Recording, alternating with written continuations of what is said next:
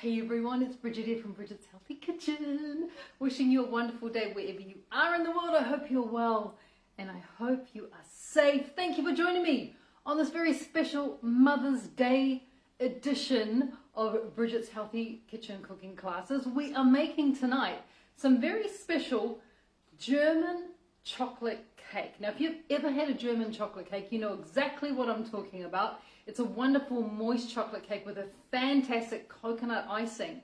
And we're going to be making that tonight because it is Mother's Day tomorrow. So happy Mother's Day to all the mothers out there. I'm wearing my superhero t-shirt because as mums, we are superheroes. And I'm talking about all the mums out there, whether you are a mum or a mom, or whether you are a auntie mom or a grandma or a daddy mom or a fur mom or a step mom or a foster mom, whatever mom you are or mum you are, happy Mother's Day for tomorrow. We're making these amazing German chocolate cakes, but we're going to do a little bit of a healthy twist because we love doing healthy twists here in Bridget's Healthy Kitchen. So thank you to everyone who's joining me tonight. It's so good to see you guys. We thought we'd give a Saturday night cooking class a go. See what happens, right? See what happens. But tonight, like I was saying, really special little Mother's Day cooking class. Healthy German chocolate cakes with a twist. I'm going to be showing you guys how to make the icing, of course, because in my mind, it's all about the icing. Now, here's a little tip for you. Did you know this? German chocolate cakes are not from Germany. The guy who invented them, his last name was German. So that's the kind of a little bit of history behind it. If you go to Germany and you ask them for a German chocolate cake, they'll be like, what? Nine. They don't know what it is. This is a cake that, like I said, it was created by a gentleman and his last name, a baker. His last name was German. But they are delicious. They are fabulous. Like I said, we're going to give it a really good, healthy twist. This has no gluten, no sugar, well, there's a dairy option. There's only dairy in the icing or the frosting, if you like. And it's grain-free, and it's also nut-free as well. That's the little cake. So come on down to my bench. Let's get into the recipe. I've been looking forward to making this for you guys all day today because it is absolutely fabulous. We're actually going to start with the frosting, by the way. So I'm going to be putting my pot that I'm making the frosting into. I'm going to put it straight onto my scales here just to make it easier to measure. And we're going to make the frosting because that's just going to cook off here on the cooktop. Allow it to cool while we actually create the little cakes. And I'm making little cakes, but you can also make a large cake as well as you want. I'll leave that up to you. I think with Mother's Day, I like to have lots of little cutie things around, and that's why I'm doing them in little cakes. So for the coconut frosting, the first thing you need to do is I'm using unsweetened almond milk here, unsweetened almond milk. I'm going to be putting into here 120 mils, which is about 4 ounces of unsweetened almond milk. That's the first thing to go in. As well as that, I'm also going to be using some of our pure zero edge sugar, so the pure erythritol. But because it's going into this icing, what I'm actually going to do to it is I'm going to be taking my little spice grinder here. You could also use a food processor because I want to create, at the moment our zero sugar is quite granular, as you can see. It's like white sugar, but of course it's not sugar. There's no sugar here, it's zero sugar.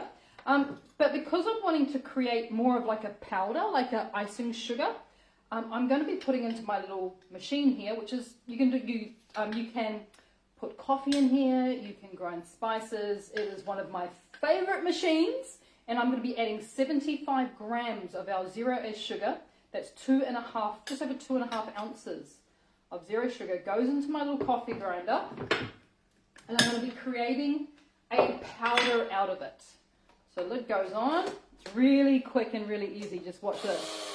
From grains, literally, to powder, like icing sugar, in seconds. That's all you got to do, yeah? Just like that. And we've got this amazing powder. So now we have literally powdered sugar, or icing sugar, as it's known in this part of the world. Give that a little bit of a tap. Make sure we got it all out. So that is that portion. But because I want to create also a prebiotic from this, I don't want it to just be sweet. I want it to have some dietary fiber. I'm also going to be adding in some of our pure as inulin powder. It's already fine like icing sugar, so I can literally stick it straight into my pot. And I'm going to be adding 25 grams, which is just under an ounce, of our powdered inulin, or our inulin powder. It's going in there. So now we've got a prebiotic, but we've also got lots of dietary fibre in there as well, which is really, really good. So our inulin is in there. Into that as well, we're going to be putting just a little bit of xanthan gum. You can also use gur gum if you want to. It's completely up to you, but we're going to be putting in half a teaspoon.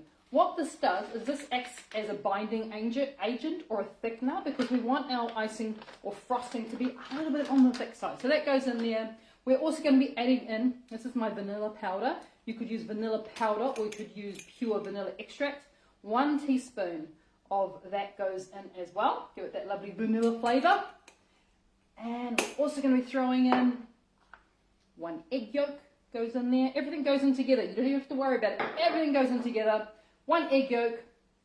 I've got a little bit of grass-fed butter here. You could also, if you want to go dairy-free, this is where you add extra virgin coconut oil. So you want 40 grams of that to go in, which is 1.4 ounces. I mean, butter is traditional when it comes to this frosting. But if you have lactose conditions or you just want to go dairy-free, you can use coconut oil at this point in time as well. But as I say, butter is quite traditional. So all those ingredients go in. Let's grab ourselves a whisk and just kind of gently mix it together. Obviously the butter's not going to melt in yet, but it will melt once it goes onto the cooktop. So now that that's at this stage, we can literally pop it onto here. Put it onto a medium heat, and you just want to bring it to the boil. So I'm going to leave that to do its thing. Hence why I'm putting it on first, because believe it or not, the cakes actually don't take that long to make. They are pretty quick. So let's get into the cake. So we're going to take up our bowl here. Notice I've got my little sifter. We are going to be sifting a few bits and pieces tonight. So into our bowl. We're going to do the dry ingredients first. I always like to break things up, like dry ingredients in one and wet ingredients in another. It just makes it so much easier. So let's start with the dry ingredients when it comes to the cakes. I'm going to zero my scales off. I always measure straight into the bowl, as you know. It's so much quicker and easier and less washing up. So we're starting off with coconut flour. Remember, this is grain-free, and it's also, these cakes are also nut-free as well. So very cool that way. So with our coconut flour, we're going to be putting 50 grams. Oh, we're going to do it straight into our little sifter thing there. 50 grams. Let me zero it off so it's clear. 50 grams, which is it's around about 1.7 ounces of coconut flour. That's the first dry ingredient that we want to put into our mix. There's no, like I said, there's no nuts in this, which is really, really good. So coconut flour goes in first. The next dry ingredient we're going to be adding, what have I done with it? It's way over on the other side of the kitchen. Give me a second. Give me a second. I forgot it. Ta-da.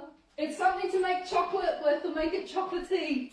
That's right. It's raw cacao. Raw cacao powder. And I love using raw cacao because it's so full of antioxidants. So it's really, really, really good for us.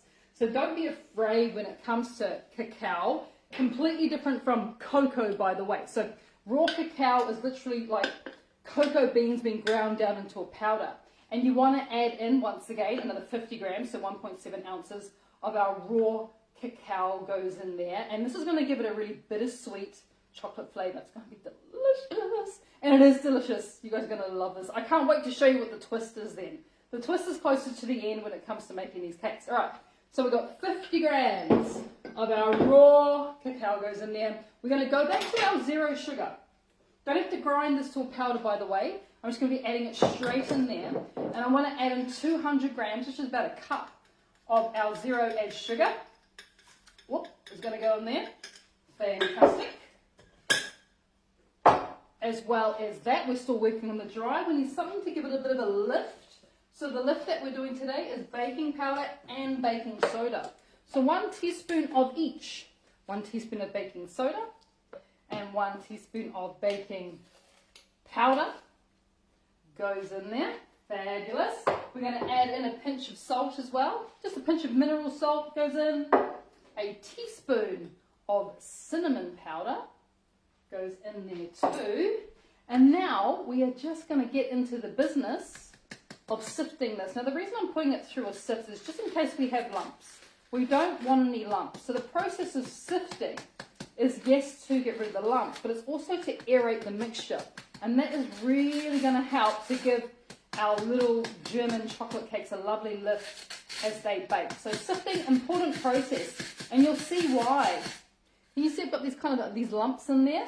Now those are the natural lumps that you may get from any of those dry ingredients. These lumps are from our erythritol, which has a bit of natural clumping. So keep on doing it and it'll just come through into this lovely fine powder. Perfect. Let's get into the wet ingredients next. So remember, dry first, wet second. So what I have here in my little bowl is I have 40 grams of melted coconut oil. Not hot, just melted. And I'll show you why I don't want it to be hot. So I literally put it in the microwave, melted it down, and now it's less than room temperature. You don't want it to be too hot. Because what you're going to be adding in next into here is I have 4 whole eggs. So these are 4 large whole eggs. You don't want to add eggs to hot oil because your eggs will scramble. So that's why we don't want it to just melted but not hot. So our 4 eggs go into our oil there. As well as that, we are also going to go back to that wonderful vanilla that we had before. And we're going to add in about a teaspoon vanilla powder. I've got that wonderful pure vanilla beans that have been ground down to a powder. You can also use pure vanilla extract. Just make sure when you're buying vanilla extract, it has no alcohol or sugars added to it. Sometimes it does. That's why I love this vanilla powder, because it's completely pure. Don't have to worry that there's anything else in there, which is really, really good. So those are our wet ingredients, but there is one more ingredient, and this is the twist. Are you ready for the twist?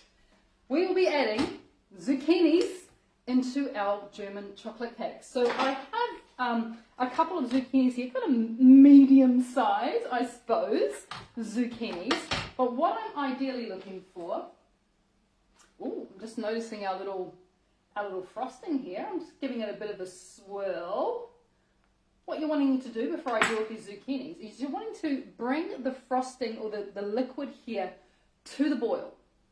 It takes a couple of minutes, all on medium heat. And once it comes to the boil, you want it to gently bubble away for a little bit until it starts to thicken. So, give it a stir every now and then, just to make sure it's not sticking to the pot or the pan.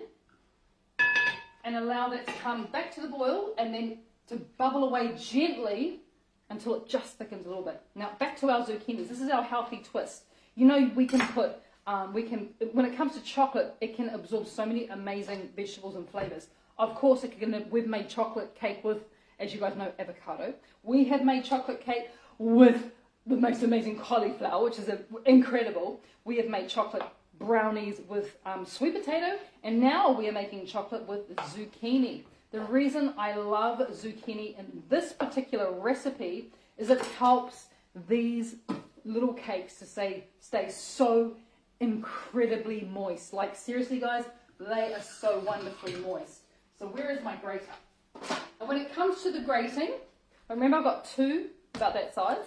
When it comes to the grating, if you look at your normal box grater, you've got quite big grates on that side, and then you've got usually a longer slice, which is usually used for cheese, on that side, and then you've got the smaller grate here. So I want you to go for that size. This size here, too small. This size here, too big. You want to go for that, around about that size of zucchini, because we're wanting to get it small enough that once it bakes into these little cakes, you won't even notice it. And the other thing is, as I was saying, is like zucchini as a vegetable is really, really high naturally in water content. So it is going to add some amazing moisture to our cakes, which is what we want. So what you're ideally looking for when you are grating your zucchini, can you see that size? It's quite small, isn't it? Definitely not. I'm just going to turn this down. It's bubbling away nicely. I want to get this closer to you guys. Can you see that? That's what you're after. It is quite fine. And what we're looking for weight-wise, and I'm going to put it straight into our mix here, is we're looking for 160 grams of finely grated zucchini, which is about 5.5 ounces of zucchini is going to go in. So I'm just mixing this together so that when I add my zucchini, I can mix it through easily as well. And remember, we're after 160 grams, which is around about 5.5 ounces. All right, zero that. Are you ready? I'm just popping that straight into there. So one zucchini. Oh, that zucchini was quite big. That zucchini weighed in at 120 grams. So I only need another 60 grams of zucchini. So here we go. But just remember, put it onto the fine side of your grater. Not too fine, otherwise it'll just be, you know, it'll just literally be mush. But not too big, because when it's too big, you're not getting all that wonderful moisture out of it. So remember, 160 grams. Oh, that's it. Done. Wow. That was a fluke. Let me tell you. That was a huge fluke. Did not expect that to happen. All right, very good. I'm just going to scrape this off. Put that in there. Flip over my board so it's clean. And I want to show you what's happening in our frosting. So we have managed to get a little bit of a thickness happening there, which is perfect. So basically our frosting is ready to finish off. So once it's thick, and where's my spoon? I want to show you kind of the thickness that we're looking for here. It's almost like as thick as a custard is what you're after. As thick as a custard. So now once it comes to that thickness where it looks like a custard, we're going to be adding in the coconut portion. Now you can use shredded coconut, which is kind of like threads, or if you want to, you can also use desiccated coconut. Up to you. I'll leave that one up to you. But the amount of coconut that you want to put into your mixture now, into your frosting, let me get a clean spoon, the amount of coconut that you want to go in there is about 45 grams, which is actually a lot of coconut, believe it or not. 45 grams is about 1.5 ounces, but yeah, that's quite a lot of coconut. So 45 grams, if you look at that, 1 tablespoon of coconut is not even 10 grams. So let's go, 45 grams of coconut, desiccated or shredded. Like I said, I'll leave it up to you. About 1.5 ounces of coconut. Make sure your coconut is unsweetened. Oh my gosh, that is so incredibly important. You do not want to be buying coconut that's had sugar added to it, because it just doesn't need it. Oh my gosh, it doesn't need it. And the last thing we're going to be adding into our frosting, I have in here pecans. You guys know pecans. For our American friends, pecans. There we go. There's a little pecan there. I have in here 60 grams of pecans that I just lightly toasted in a dry frying pan, just to give it a little bit of a heat, bit of flavor. Didn't color them, just lightly toasted them. So you've got 60 grams, which is 2.5 ounces. And I'm going to add in about 3/4. I'm going to leave those for the top of that little bit there for the top of our little cakes when they come out. So give that a bit of a stir. And guess what? Your frosting is now complete. Your icing is done. We can turn off the heat, and we can just leave that there to sit and wait for our cakes. Shall we taste it? Yes, we shall. Oh my gosh, yum. Whoa, so good. All right, that is done. Don't have to think about that again. We can now get back to our cake. So we've done the dry, we've done the wet. All that's left for us to do is to combine the two together. This isn't easy. You don't need any machines apart from to make obviously the powder for your zero sugar icing powder.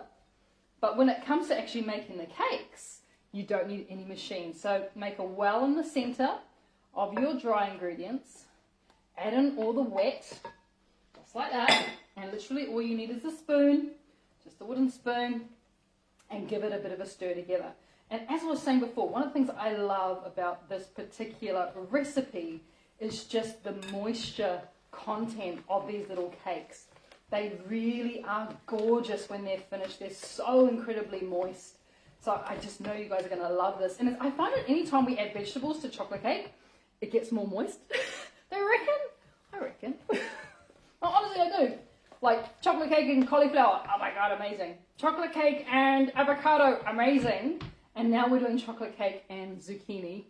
It's going to be amazing. So we've got our cakes there, our mixture there. As I was saying before, you could make one large cake, say a 20 to 22 centimeter cake tin, which is about 9 inches. Or you could use something like what I've got here. So I'm going to make little individual cakes, and I can make 12 cakes with my wonderful mix here. I can make actually 12, which is really, really good. So I'm making sort of more cupcake size, you know, like that size, cupcakes, right? You can totally do that with a cupcake tin, or you can make a big one. This one here I have is actually silicone, so I don't even have to grease it because it just pops straight out. And what you want to do, if you decide to make individuals, what you will notice is that you will get around about 12 of these size, which is probably your normal cupcake size, out of your mix. So when it comes to filling, whether you're filling a muffin case or a cupcake case or one of my silicone cakes, you only want to fill it to about 3/4, because you've got to give it room to rise up. You don't want it to be like bubbling over and going nuts on you. So always fill any cupcake cases, any muffin cases, you want to go up to about 3/4 of the way up the case. Doesn't need any more than that. So pop that in. Told you this is easy, right? This is so incredibly easy. And look, and even if you didn't want to make my little coconut icing, you could also just make a wonderful chocolate ganache to go on top of it, and it will be amazing. You can eat them on their own because they taste really, really good. But of course, we're making this German style chocolate cake, well, from Mr. German, and he had that wonderful coconut and pecan topping. So fill up your cases. As I said, if you go individual, you're going to get about 12. So once they are filled, pop on over to your oven. Your oven is set at 180 degrees Celsius, which is 350 degrees Fahrenheit. And for little ones, they're going to bake in there for about 22 to 30 minutes. For a big one, you're looking at more at 40 to 45. So this now go off to the oven, 180 degrees, 350 degrees Fahrenheit. And as I was saying before, depending on the size of your tin will determine how long it takes to bake. So little babies there, they're around about 22 to 30 minutes. The way to check is to insert a skewer into the middle, and if that skewer comes out clean, then you know that your little cakes are made. Same with a big one, but that big one's going to take you between 40 to 45 minutes to cook. All right, come back on down here, because of course, here's some I prepared earlier. All right, so come on back down. Well, they're not there yet, but they will be soon. All right, here's some I prepared earlier. These are little cakes, gorgeous, and my little silicone bake, right? Can you see how perfect they are? Look at them. They're so perfect. They are just, and they're so incredibly moist as well. So now, once your cakes are ready, or your cake is ready, take it out of the oven. Allow it to cool on a wire rack, of course, because we want to get air flowing. Allow it to cool. If you're making them in silicone, you want to let them to cool completely before you remove them, because sometimes they don't remove, because you can see mine have removed almost perfectly, right? Remember, this is no additional greasing of the tin when you use silicone. But if you're using a metal tin, let your little cakes cool for about 10 minutes, then take them out of the metal tin. If you're using a big tin, let it cool for about 20 minutes, because it might be a bit fragile, you don't want to break it. And then allow it to cool completely on your wire rack before you ice the top. So there is a bit of timing there. So if you are deciding to make this for Mother's Day, you might just have to check with your timing a little bit, because you want to make sure that these cakes are cool before you completely add the topping. Now, when it comes to the topping, it really is the part of the German chocolate cake that makes everything amazing, right? You've got to have this topping, this pecan and coconut topping. So good. And I remember the first time I had this, my Auntie Daisy baked. Her German chocolate cake is famous in our family. She's just such an amazing baker. And she made this German chocolate cake. I was just like, I don't know what that is, but I want to eat it like for the rest of my life. So it was so good. She's such a good baker. So put your topping on. And now, especially if you're doing this for Mother's Day, I want you to play. I want you to play around with what you can do in terms of the topping. So we can add some of those reserved pecans to the top of our topping, because remember, they're toasted, so they're going to be a little bit crunchy as well as the pecans that are actually inside the frosting.